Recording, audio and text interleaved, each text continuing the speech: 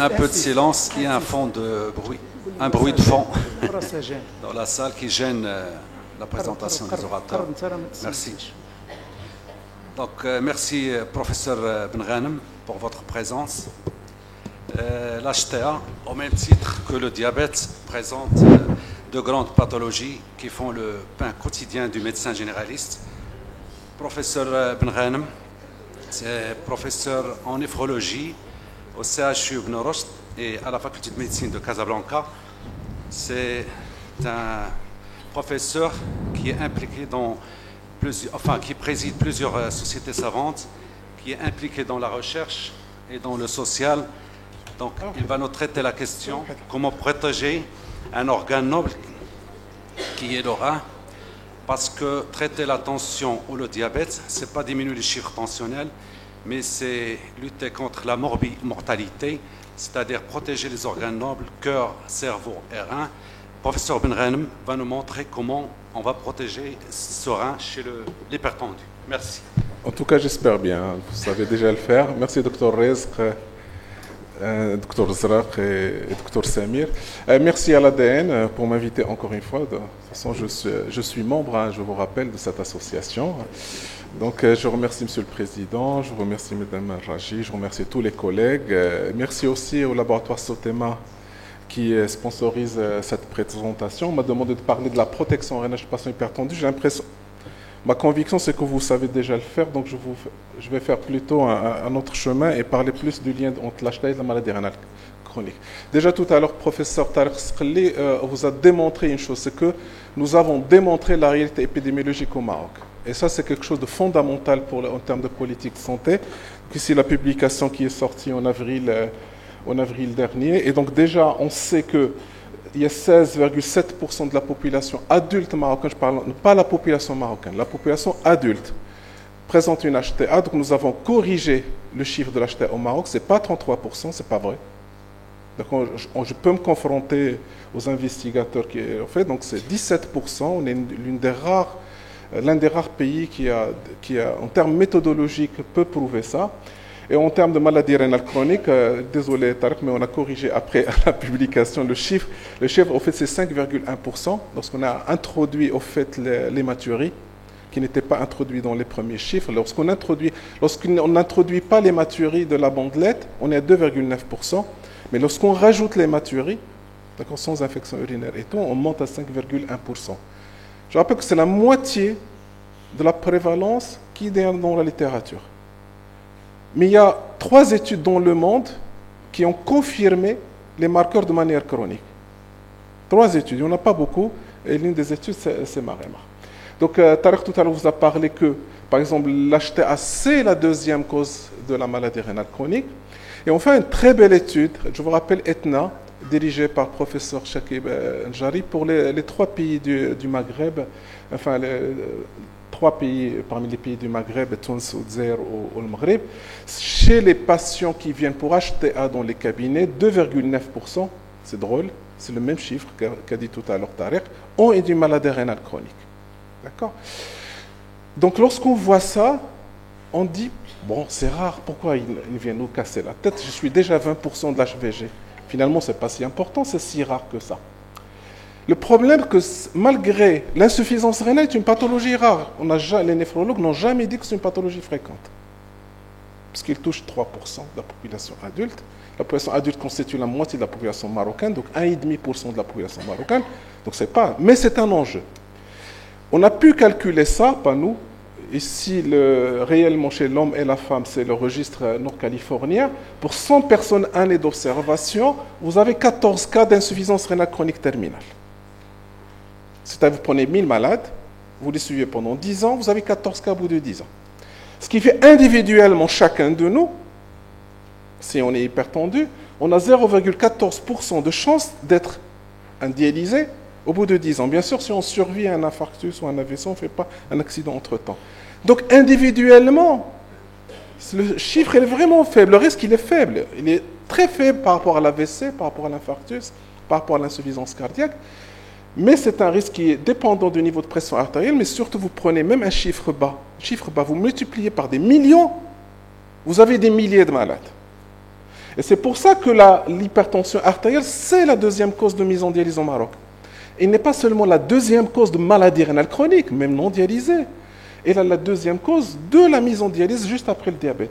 Et je suis certain que sur les 38% de non diagnostiqués, c'est-à-dire ils sont dialysés mais on ne sait pas pourquoi, ils ont perdu leur rein, très probablement, une grande partie entre c'est de l'HTA, parce que lorsqu'on a beaucoup de protéinuries en général, on les classe avec les glomérulopathies. Lorsqu'on a une dilatation, etc., on les classe avec les uropathies. Et moi, je suis certain que dans beaucoup de cas, c'est de la néphrangioschlérose ou de l'hypertension artérielle. L'enjeu, il est surtout en termes national et non au niveau économique, et en termes de politique de santé. Je vous montre deux chiffres. Celui de l'hypertension artérielle, je vais vous donner ça. Si vous prenez l'assurance maladie obligatoire, un tiers des dépenses, c'est pour l'ambulatoire. D'accord? Et le 2 tiers, c'est pour les maladies chroniques. Et vous avez 4 maladies. 4 maladies. Vous consommez les 2 tiers des dépenses ALD.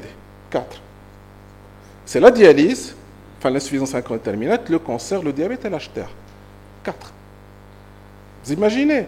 C'est-à-dire 4 maladies, vous consommez la moitié du budget de l'assurance maladie obligatoire.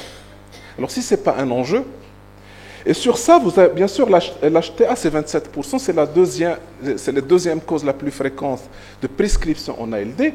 L'insuffisance rénale terminale seulement 3%, mais regardez l'insuffisance rénale terminale, elle consomme 30% du budget ALD, contre 12% et demi pour l'HTA. Donc, et c'est pour ça que c'est un enjeu de santé publique, et c'est pour ça que Mme Yasmine Abadou avait inscrit le plan 2008-2012. C'est la première fois dans l'histoire de la médecine, enfin de la santé au Maghreb, que l'insuffisance rénale est sortie comme un plan national stratégique qu'on a existé, nous, en néphrologie, en tout cas, les schémas d'orientation du ministère de la Santé. Donc, c'est un enjeu de santé publique, donc c'est très important de lutter contre ça. Deuxièmement, c'est un défi diagnostique. Vous, praticiens, vous avez un hypertendu, et vous avez un marqueur de maladie rénale chronique. On va revenir sur l'histoire des marqueurs. Donc, HTA plus maladie rénale chronique. Votre première chose simple, ça peut être une simple coïncidence entre un hypertendu et une atteinte de maladie rénale chronique d'une autre origine. Puisqu'on a dit que 17% des adultes sont hypertendus, que 5% des adultes ont une maladie rénale chronique. Moi, je peux avoir la malchance de faire l'un et l'autre sans forcément un lien entre les deux. Ça, c'est la première hypothèse. La deuxième hypothèse, c'est que c'est un retentissement direct de l'HTA sur le rein, c'est la néphrangioschlérose. La difficulté de ce tableau-là, c'est que le diagnostic, trop tardivement, on ne pose ce diagnostic que lorsque l'insuffisance rénale est installée, et parfois sans aucune anomalie urinaire, avec une très faible protéinurie, et souvent on est très en retard dans le diagnostic. La troisième situation possible, c'est que ça soit dû à une athérosclérose.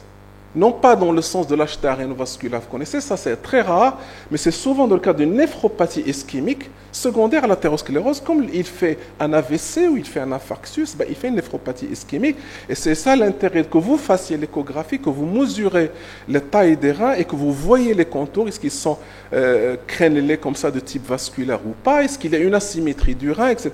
Et là, vous pouvez faire le diagnostic et demander le Doppler et aller dans le sens-là. Et le quatrième, c'est qu'on a une maladie rénale qui est le responsable de l'HTA, et l'HTA est un mode de révélation. Et donc, c'est pas si simple. HTA, vous avez un chiffre, vous avez une créatinine élevée, et vous devez savoir où est-ce que je suis. Simple coïncidence, c'est une sténose, c'est une maladie rénale, qu'est-ce que c'est? Très important de situer ça. Si vous voulez protéger le rein, vous devez faire un bon diagnostic. Le deuxième problème que nous avons, c'est celui de la définition de la maladie rénale chronique. Une définition d'une maladie se base toujours sur 2 types de marqueurs, ou de paramètres, un marqueur de lésion de l'organe. Je prends toujours l'exemple du foie, par exemple transaminase élevée, je sais que le foie il souffre, cytolyse, ou un marqueur, dans ce cas, l'albumine par exemple, si j'ai beaucoup d'albuminurie, le rein est touché, mais ça peut être leucocyturie, ça peut être une hématurie, ça peut être une kaliurèse très élevée, ça peut être une natriurèse très élevée, ça c'est une lésion du rein. Et puis fonctionnel, par exemple le TP pour le foie, par exemple. Pour le rein, c'est le débit de filtration glomérulaire. La difficulté, c'est que nous avons pris un chiffre ici dans cette définition CADIGO. Personnellement, je fais partie du CADIGO, j'étais contre cette définition. Un chiffre supérieur à 30 mg, et je vais revenir sur ce problème. 30 mg, c'est une très très faible albuminurie. On est physiologique jusqu'à 8-9. 30 mg, on est sur un débat, je vais en reparler. Et deuxième chose, sur le marqueur fonctionnel DFG, on a choisi un cut-off. C'était un seuil fixe. Sans le calibrer à l'âge. On sait, lorsqu'on est jeune, on a un plus grand DFG que lorsqu'on est vieux. Et on n'a pas tenu compte de l'effet âge. Et ça, c'est quelque chose de fondamental. Et pourquoi je vous dis ça?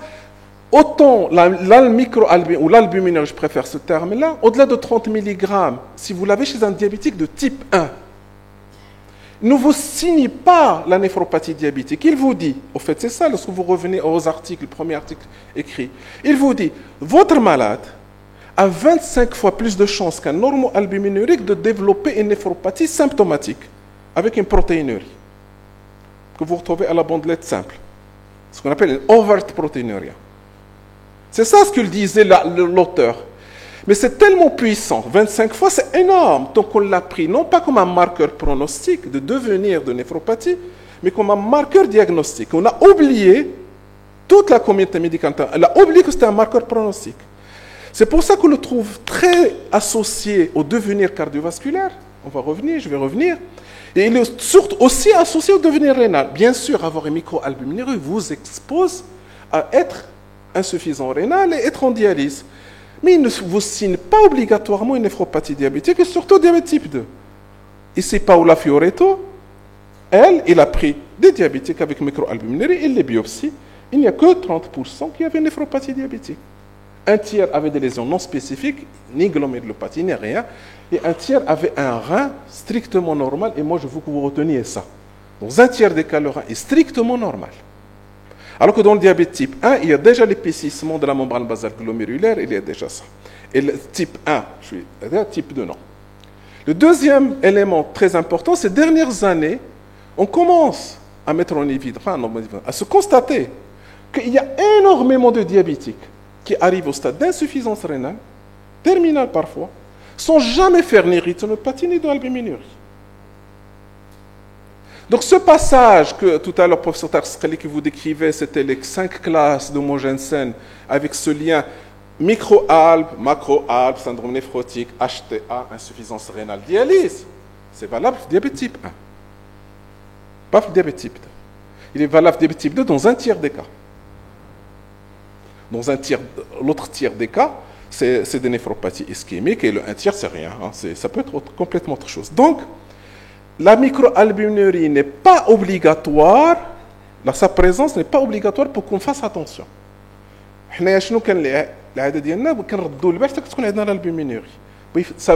Mon message, faites attention, même lorsqu'on a l'absence d'albuminurie. Faites attention pour le rein, même lorsqu'il n'y a pas de rétinopathie, ce n'est pas obligatoire. Et actuellement, on considère la microalbuminurie comme une sorte de souffrance endothéliale. D'accord? C'est une souffrance endothéliale, c'est la dysfonction endothéliale, plein de causes, dont le diabète, mais ça peut être l'HTA, l'âge, etc., le tabac. Et ce qu'on appelle, il y a une fuite vers l'interstition de l'albumine. C'est très simple, vous prenez un diabétique, vous faites un fond d'œil, vous avez trouvé un exsudat. Cet exsudat, c'est de l'albumine qui a fuité depuis le capillaire rétinien. La même chose, il peut fuiter depuis le capillaire glomérulaire vers la chambre urinaire, non pas parce qu'il est maladie rénale, mais parce qu'il y a une souffrance endothéliale. Donc c'est le lit vasculaire qui est malade. Et c'est à juste titre, la Société française de l'HTA en 2013 ne recommandait la recherche de la microalbuminurie que chez les diabétiques. Il disait ne le cherchez pas chez l'hypertendu, ne le cherchez pas sur le sujet qui n'est pas diabétique. Ça ne serait le témoin que d'une dysfonction endothéliale et ça va vous perturber dans votre décision. Et on n'a aucune évidence scientifique qu'il faut la traiter. On a l'évidence scientifique qu'il faut la traiter chez le diabétique, pas chez le non-diabétique. Et c'est pour cela que maintenant lorsqu'on voit qu'on peut faire de l'insuffisance rénale sans passer par l'albuminurie, ça veut dire que ce marqueur-là n'est plus suffisant. Il y a actuellement toute une batterie de la recherche. Dans les 5 prochaines années, vous allez avoir d'autres marqueurs lésionnels du rein qui vont vous dire le rein il est touché sans forcément qu'il y ait de l'albuminurie. Récemment, on a commencé à parler du récepteur soluble de l'urokinase, plus ici le quartile le plus élevé, le taux dans le plasma. C'est quoi le récepteur soluble de l'urokinase? C'est un récepteur de l'urokinase qui nifle les différentes cellules inflammatoires, etc. Le rein, ou se structurer. Lorsque le rein il est touché, ces cellules meurent, il éclate, il les libère dans le sang et on peut les doser. C'est très simple. Et donc, plus ce récepteur, par exemple, dans le sang, il est élevé, plus la dégradation de la fonction rénale, elle est plus rapide, et plus l'arrivée en dialyse, elle est plus importante. Peut-être que dans quelques années, enfin 1 ou 2 ans, vous allez trouver un laboratoire qui va vous amener ce test-là et qu'on pourra faire le diagnostic. Maintenant, en pratique, on restera, pour le moment, qu'il faut faire une créatinine avec une estimation de DFG, il faut faire une bandelette réactive. Je parle de l'hypertendie, je ne parle pas du diabétique. Moi, je parle de l'hyperdiabétique, il faut faire l'albuminurie. D'accord? Il faut faire une bandelette réactive simple. S'il est positif, faites une protéinurie. Le deuxième élément, et tout à l'heure, le Dr Cheheb, je pense, l'avait cité, le nouveau paradigme diagnostique. Tout à l'heure, je vous disais, faites attention, on peut faire de l'insuffisance rénale sans albuminurie. Vous me démontrez. Avant, on disait, il faut, plus l'albuminurie est élevée, plus la dégradation des débits de filtration glomérulée est élevée. Très vrai chez le diabétique type 1 ou 2, aussi vrai chez l'hypertendu, aussi vrai chez la population générale. C'est pour ça que je dis que c'est un marqueur pronostique, ce n'est pas un marqueur diagnostique. Et donc, en tant que praticien, tant que je n'ai pas d'albuminurie, ce n'est pas dangereux. Attention. Bien sûr, si j'ai une albuminurie qui démarre, mes malades vont commencer à réduire leur débit de filtration glomérulaire, de manière lente ou de manière rapide, mais en tout cas, ils vont le commencer. Mais il y a aussi des malades que même en présence d'albuminurie, ils ne vont pas baisser leur DFG. C'est la différence entre un progresseur et un non-progresseur. Le fait de faire albuminurie ne fait pas forcément de vous quelqu'un qui va perdre sa fonction rénale. Il y a d'autres raisons aussi qui vont se rajouter, l'obésité, le tabac, le diabète, et plein d'éléments, l'HTA, etc. Mais surtout intéressant, il y a même des gens qui n'ont pas fait cette albuminurie et qui vont dégrader leur fonction rénale. Donc on peut être progresseur sans forcément faire de l'albuminurie. Nous, dans le Ketmaremar, c'est la première fois que nos étudiants ont ça, qu'on arrive à leur montrer en physiologie, la répartition des débits de filtration glomérulaire chez le Marocain. Mais on a surtout fait la répartition ici, vous êtes très, très joli, c'est grâce à l'équipe d'Anvers, chez les femmes et chez les hommes, la répartition, ce qu'on appelle des valeurs dans une population. La répartition des valeurs se fait toujours de manière gaussienne. Ça fait aucun chedou 5% de l'erreur. 2,5% من الجهه فوق 97,5%. كنشدو هذاك ce qu'on appelle les 95 percentiles. D'accord? Donc on les répartit. Là au milieu, on a le 50%, on a le 97, on a le 3%, le P3, P80. C'est-à-dire normalement la répartition des valeurs normales chez les hommes et chez les femmes. Le problème, c'est lorsque je viens et je me mets ma ligne de la définition qui est 60, qui elle ne tient pas compte, je vais revenir, de la décroissance physiologique du débit de filtration glomérulaire avec l'âge.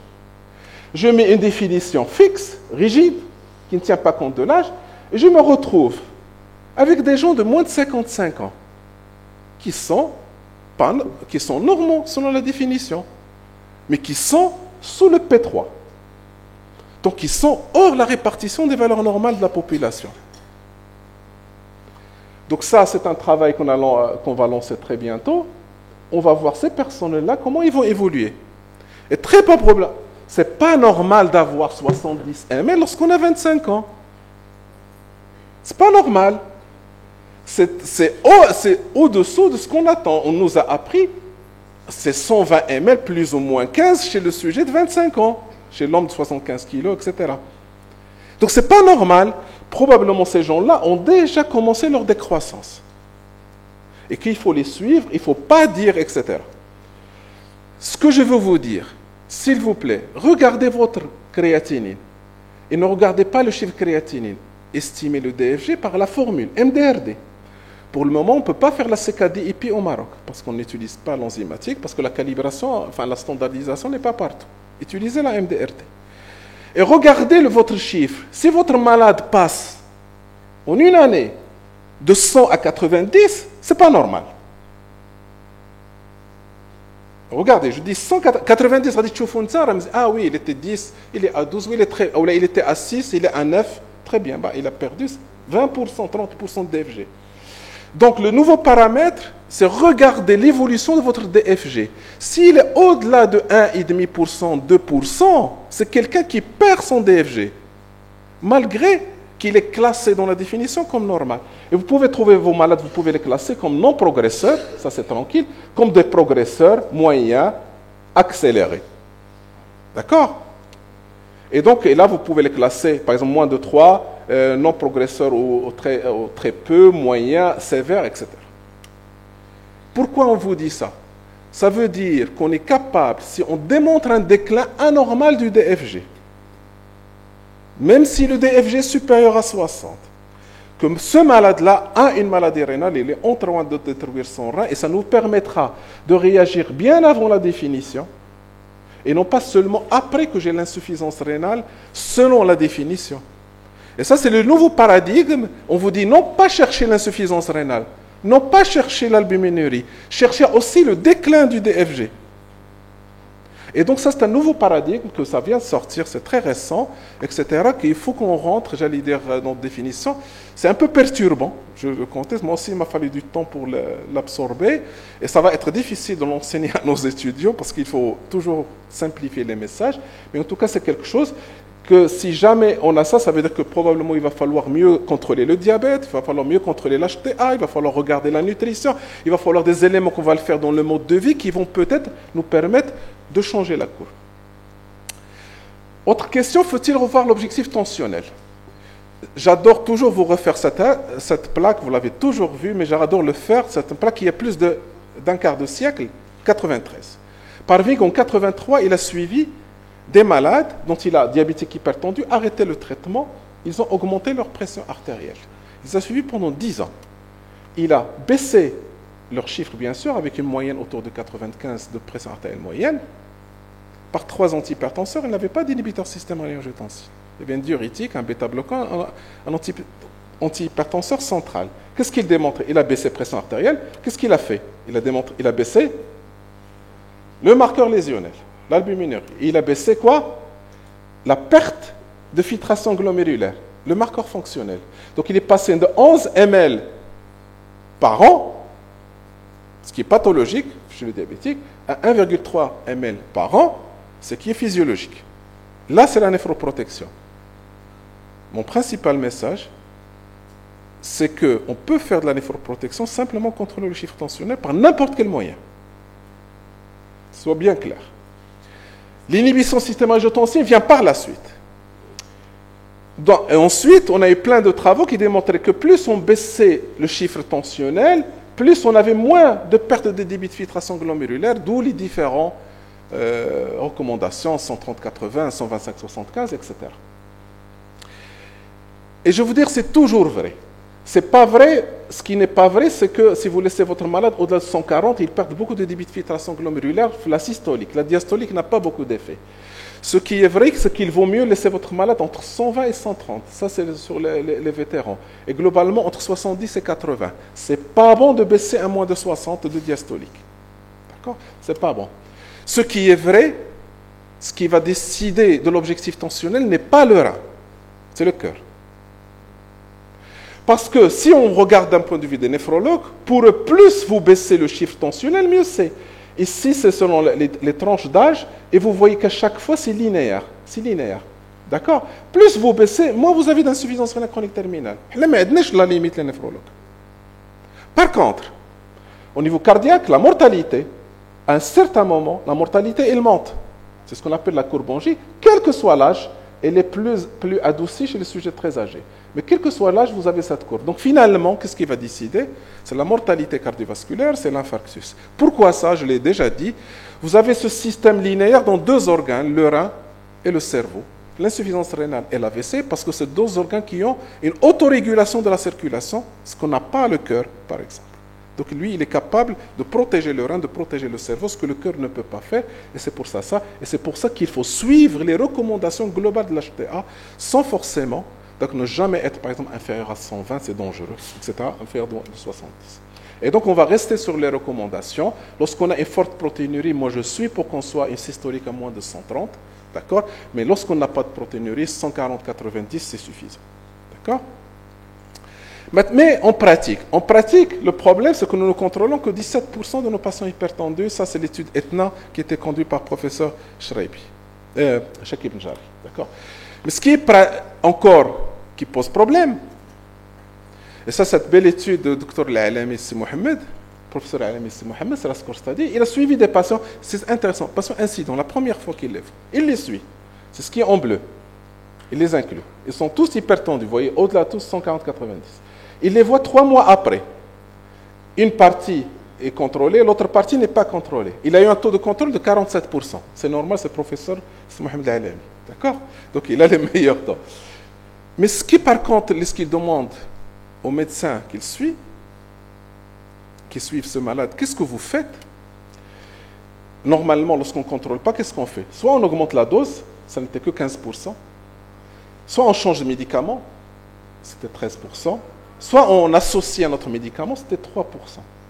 Donc finalement, on a eu une attitude positive envers un diagnostic, une constatation de non-contrôle, que dans un tiers des cas. Dans 2 tiers des cas, on a continué le même traitement. Ça s'appelle comment? Donc, ce n'est pas la peine que je commente.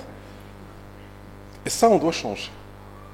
On ne peut pas continuer à faire ça et on n'agit pas. Ça dépend de nous. C'est nous, les médecins. Et ça, c'est très intéressant. Moi, je ne parle pas des cas, les mains d'oche. Bon, ça, on laisse à part. Mais maintenant, on est dans des situations où on peut le faire. Et ça, par contre, ça, on doit lutter. Pour la maladie rénale chronique, c'est toujours l'inhibition du système rénine-angiotensine. Je rappelle que chez l'hypertendu tout venu, selon les recommandations européennes, c'est toutes les classes, les 4 classes actuellement, les diurétiques thiazidiques, les inhibiteurs calciques et les 2 inhibiteurs système angiotensine. Les bêta-bloquants en 2e ligne. Par contre, selon les Américains, c'est selon la race, nous n'avons pas ce sujet-là. Je rappelle, parce qu'il y a une tentative que le Maghreb, qu'on dit, voilà, nous avons des sujets de race de peau noire, oui, c'est vrai. Mais ce n'est pas des Afro-Américains. Les Afro-Américains, il y a eu une sélection lors de la traversée de l'Atlantique. Seuls ceux qui ont survécu à la déshydratation tropique, parce que le courant qui a mené, il est bas, qui doit être le Sénégal ou le Cap-Vert. Donc c'est la région des tropiques. D'accord? L'Europe, il est en haut.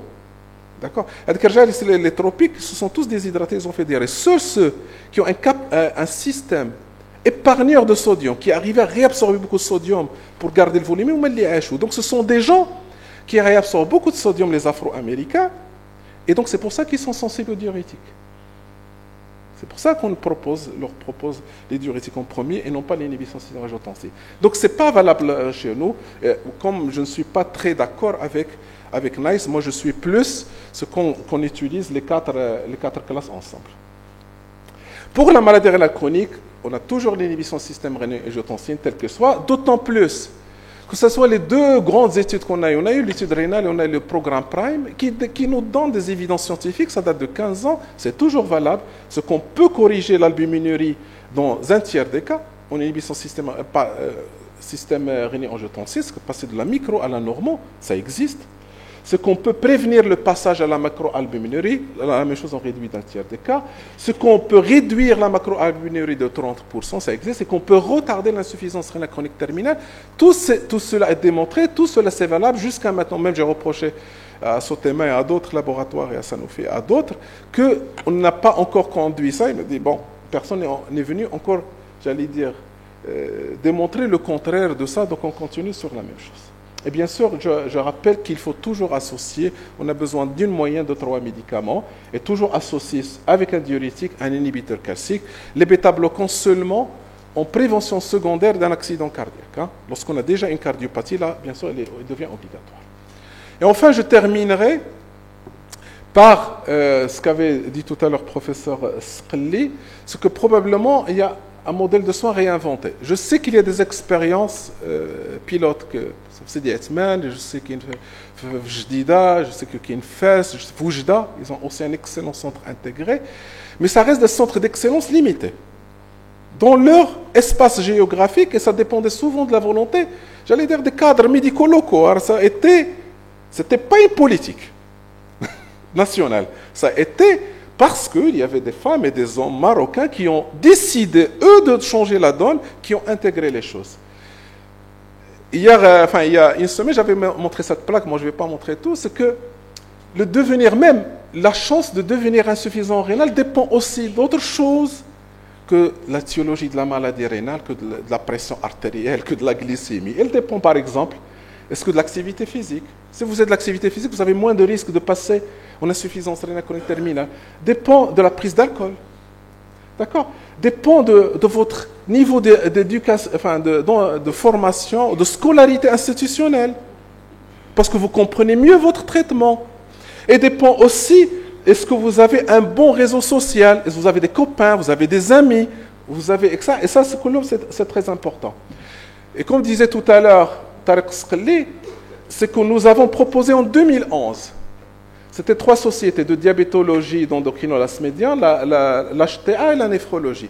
Nous avons proposé à l'époque d'intégrer, et on était un peu égoïstes, nous les néphrologues, on disait, moi j'ai toujours admiratif des diabétologues. Ils ont, la compréhension de la maladie, du modèle de la maladie, de l'approche qu'ils ont, aucune autre discipline là. Et on voulait, on les enviait et on voulait copier, donc on leur a dit, tiens, il faut associer le diabète, l'HTA, et surtout l'organiser dans un espace ou dans un circuit, et d'où les centres intégrés, c'est que le malade soit exposé aux différentes compétences qu'il a besoin, et surtout construire autour de l'éducation thérapeutique. Quand c'est l'éducation thérapeutique pour le diabète, il faut qu'elle soit pour l'hypertendu, il faut qu'elle soit pour la maladie chronique, il faut qu'elle soit pour l'asthmatique, etc. Et on appelait à ça. Et on nous a dit non, je peux imaginer non, on ne nous a pas dit, mais j'ai eu l'information qu'ils ne voulaient pas parce qu'on créait un deuxième niveau de soins. Parce qu'avant, il n'y a qu'un centre de santé, ou l'hôpital, ou CHU. On nous dit, vous allez créer un autre niveau. On dit oui, bon, on a continué à signer, enfin on nous a écouté, le nouvel projet de carte sanitaire, on crée ce qu'on appelle le centre de deuxième niveau. Ça c'est récent. C'est la filière des maladies chroniques. Bon, il y a le diabète l'HTM, mais il y a aussi d'autres pathologies. Ça devient, et ça, par exemple, là, par contre, c'est une décision politique. Bien sûr, il faut quelques années pour qu'elle soit en place. On espère que le prochain ministre va finalement la concrétiser. En tout cas, Wardi, il a eu, comme il faut le reconnaître, il a pris la décision de sortir avec une circulaire. Donc, on a une filière où on peut voir des paramètres, la créatine, etc. et voir tout ce qui est diabète HTA ensemble. Et je pense que cela peut être certainement qui va un peu modifier ce que j'appelais l'enjeu tout à l'heure économique, parce qu'on ne peut pas encore imaginer que 3% des ALD consomment 30% du budget. Et ça, c'est un avenir, c'est une vraie menace sur le financement de la santé au Maroc. Je vous remercie.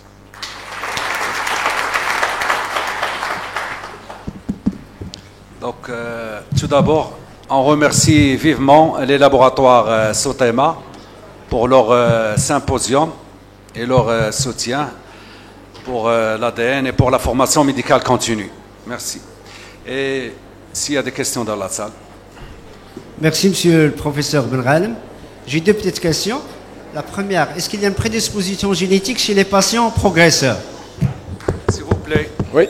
La deuxième, je profite de votre présence en tant que président de la Société marocaine de l'hypertension artérielle, parce que je suis perplexe pour les objectifs tensionnels. Je ne sais pas qui suit. Est-ce que l'étude SPRINT, la courbe en J, ou les objectifs tensionnels, les recommandations de la Société européenne?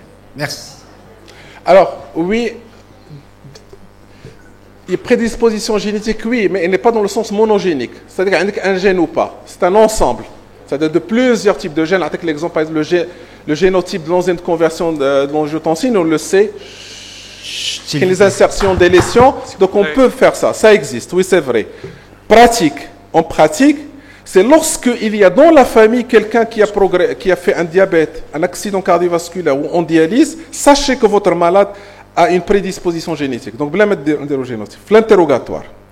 Deuxième, maintenant les recommandations, les objectifs. Suivez les recommandations.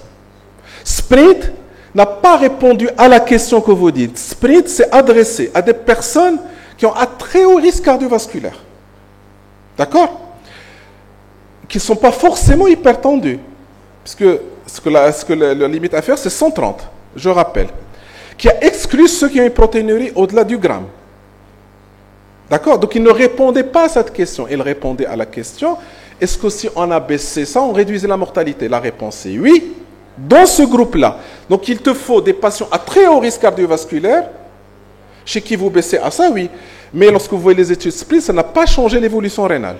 Ni aucun bénéfice. L'étude HOPE 3, il a complètement exclu les atteintes rénales.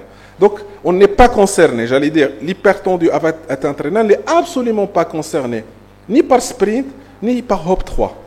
Donc il faut, par contre, vétéran que je viens de vous montrer vient vous démontrer qu'il faut rester entre 120 et 130, ne pas baisser trop, par exemple à moins de 110, 100, ça il ne faut pas, ne pas baisser sous moins de 60, c'est dangereux, donc il faut rester par exemple entre 70 et 80, d'accord? Ça. Donc suivez-le, quand il n'y a pas de protéinurie, 140-90 me semble logique, lorsqu'il y a une protéinurie, 130-80 semble aussi logique. Merci. Oui. Bonjour Monsieur Benranem. Je vous remercie de votre excellent exposé. J'ai une question d'ordre pratique en ce qui concerne la protéinurie. Est-ce que faut-il encore demander la microalbuminurie? D'autant plus on sait que ce n'est plus un bon marqueur de risque cardiovasculaire. Merci. Alors, le terme microalbuminurie, il est pratique, mais le terme, c'est un mauvais terme. Il veut dire petit, mais il n'y a rien de petit. Hein. C'est une albuminurie de faible débit. Nous parlons de débit. C'est combien de 24 heures nous éliminons. Pour le moment, il n'est justifié de le demander, je ne parle pas de la recherche, CHU ou pratique, que le diabétique. Vous demandez une albuminurie, vous mettez microalbuminurie, ou albuminurie, c'est la même technique, c'est la néphélométrie. Supérieure à 30 mg, vous la traitez. Le meilleur marqueur, c'est albumine sur créatinine, au milligramme par gramme. Dans ce cas-là, l'avantage de l'INDNA, c'est qu'on ne fait pas de collection d'urine de 24 heures. Quand on dit l'échantillon matinal, et aussi au-delà de 30. Au-delà de 30, vous traitez. Diabétique, vous ne discutez pas. Vous mettez de l'inhibition systémique-angiotensine dès que vous avez ça. Chez les autres, on n'a aucune évidence scientifique d'un bénéfice. Mais qu'est-ce? C'est pour ça que je dis qu'il faut faire la bandelette urinaire simple lorsqu'il n'est pas diabétique. Faites la bandelette urinaire simple. Lorsqu'il est positif, vous demandez une protéinurie. Vous demandez une albuminurie. Vous demandez albumine sur créatinine. D'accord? Bien sûr, le meilleur, c'est albumine sur créatinine. Vous savez l'albuminurie, vous savez la protéinurie. D'accord? Mais c'est selon ce que vous avez le plus disponible. Le plus important pour moi, ce n'est pas la précision qui est importante, mais c'est l'évolution du chiffre qui est importante. Et paramètre dité. Le plus important, parce que vous allez faire une action, vous allez suivre l'évolution d'elle. Où est-ce qu'il le chiffre de protéinurie à 1 gramme ou peut-être à 1 demi-gramme, vous allez faire une ما دوزتيش l'albuminurie. Merci, docteur Benroulan. S'il vous plaît, je voudrais prendre votre avis sur une dernière étude qui vient d'être publiée par le Cochrane. C'est une méta-analyse sur... nous, en tant que médecins généralistes, souvent, pour simplifier les choses, on prenait que pour les malades, par exemple, les diabétiques avec coronarien ou cardiaque, on penchait plus vers les IEC. Parce que ça a démontré quelque part une efficacité meilleure que les artons, que sur le plan rénal. Bon, la dernière étude, il parle que ça n'a pas vraiment de différence et ça nous perturbe un petit peu sur le plan décisionnel. Est-ce que vraiment ils se valent ou bien il y a toujours cette priorité pour les IEC, surtout pour les diabétiques cardiaques, coronariens? Merci. La seule étude qui accompagne ce qu'on appelle head-to-head, on ne peut pas conclure que les IEC ou la radio que lorsqu'on les compare tête à tête. Le problème, c'est qu'on a pris, je vais dire les études des IEC بوحدهم, qui disent les chiffres ديالنا, et les compare avec les résultats d'autres études, on utilisait les radios بوحدهم. C'est pas possible. C'est lorsqu'on le fait, la seule étude les data head to head, il y a on target. Aucune différence. Aucune. La seule chose que je veux vous dire, probablement les radios sont sous-dosés par rapport aux IEC. C'est pour ça que les IEC qui ont la taux. Où l'industrie pharmaceutique a choisi par démarrer par des doses plus basses et que souvent vous êtes amené à utiliser des doses plus par exemple à 300 mg au lieu de 150. Donc vous allez, pour être efficace, probablement vous allez doubler la dose. D'accord? Vous allez monter à des doses plus hautes que si vous le faites plus souvent, etc. Quoique maintenant, on arrive, vu le niveau de malade, à que même les IEC, on les monte. Moi, personnellement, je fais aucune différence entre les deux. Bon, j'ai mes habitudes, j'ai mes préférences, mais ça c'est personnel. Mais je pense d'un point de vue évidence, la preuve scientifique, mais indénèche, puisque la seule étude qui les compare, qu'on me montre une autre étude où on les compare head to head, dit que ça. Mais le pourcentage de mortalité, l'étude c'est pas de la science. Je veux dire que ça, ce n'est que des hypothèses. Après, il faut démontrer par l'expérimentation. Donc soyez à l'aise, hein, vous faites ce que... Une avant-dernière question. S'il vous plaît, si je suis devant quelqu'un qui a un DFG qui est en train de décliner et qu'il reste supérieur à 60. Chez un diabétique, par exemple, je règle son diabète, je règle la dyslipidémie. Est-ce que je suis en droit de donner un néphroprotecteur à demi-dose? Si c'est un hypertendu, est-ce que je suis en droit d'augmenter la dose? Alors, ce concept, il est nouveau. Donc, maintenant, on n'a pas toutes les réponses à toutes les questions sur ce concept de démontrer le déclin, même avec une DFG considérée comme normale.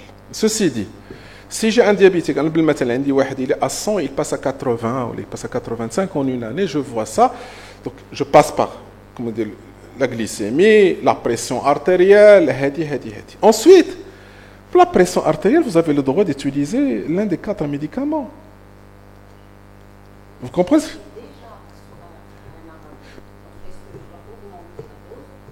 On n'a pas de preuve, sauf si vous avez une albuminurie. Si vous avez une albuminurie, si vous n'avez pas d'albuminurie, je n'ai pas de réponse à votre question. Je suis désolé. Mais je le ferai. Alors ceci, officiellement, je n'ai pas de réponse. Là, s'il vous plaît. Mais officieusement, moi personnellement, je serais tenté à le faire. Voilà. Nous tenons à remercier le professeur Benrahnem, qui est toujours dynamique, souriant.